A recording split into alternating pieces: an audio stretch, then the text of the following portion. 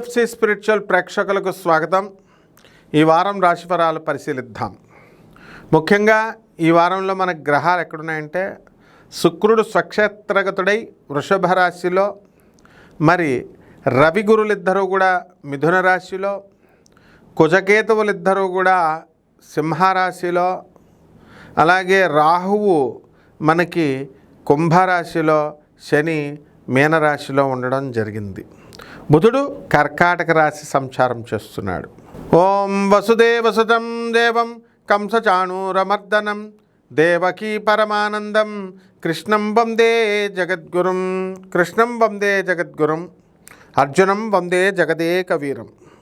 జగదేక వీరుడైనటువంటి అర్జునుల వారికి, అలాగే జగద్గురు అయినటువంటి శ్రీకృష్ణ వారి పాదపద్మాలకు నమస్కారం చేస్తూ మనం ఈ ద్వాదశ రాశుల వారికి మనం ఎలా ఉన్నాయి ఒక్కొక్కటి విడివిడిగా చూద్దాం.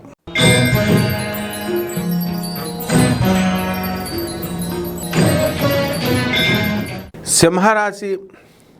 ఈ సింహరాశి వారికి అందరికీ కూడా మరి లాభంలో ఉన్నటువంటి రవి గురు ప్రభావాల వలన వీళ్ళని ఈ వారం అడవిలో తీసుకెళ్ళి పడేసినా కూడా వాళ్ళు పైకి రావడం అనేటటువంటిది జరుగుతుంది.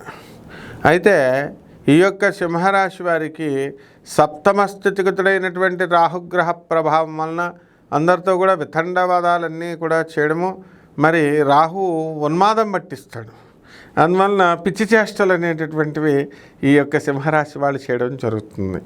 మరి అష్టమ శనిగ్రహ ప్రభావం వలన పనులన్నీ కూడా ఒకటికి 2 సార్లు ప్రయత్నించాల్సినటువంటి అవసరం ఉంది.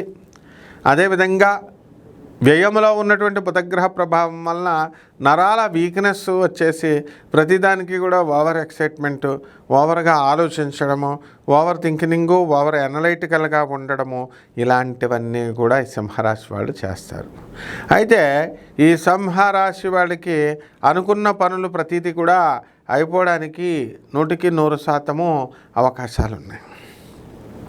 ఈ యొక్క సింహరాశి వాళ్ళకి మనము రాజ్యస్థితిగతుడైనటువంటి శుక్రగ్రహ ప్రభావం వలన ఉద్యోగంలో చక్కటి ఈ యొక్క ప్రమోషన్స్ ఇలాంటివన్నీ కూడా రావడానికి అవకాశాలు ఉన్నాయి.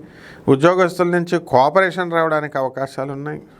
ఆ విధంగా ఈ యొక్క సింహరాశి వారు ఎక్కడికి వెళ్ళినా సరే మరి బ్రహ్మాండమైనటువంటి ఆదరణ అనేటటువంటిది ఈ వారంలో ఉంటుంది. అలాగే దూరపు ప్రయాణాలు చేయడము అనేటటువంటిది ఉంటుంది.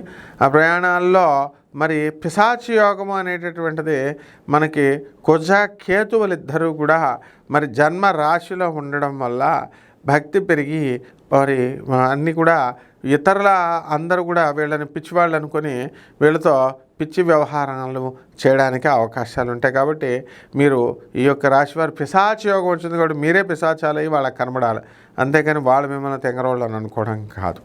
ఇక పరిహారాల దగ్గరికి వచ్చేసరికి ఈ యొక్క సింహరాశి వారికి రాహు జపం చేయండి, రాహు స్తోత్రాలు చదవండి, రాహు కిలోంపావు మినుముల్ని ఆవుపేట రంగు ఉన్నటువంటి వస్త్రాల నుంచి పేద బ్రాహ్మణులకి శనివారం నాడు ఉదయం 8 గంటలకు దానం చేసుకోండి.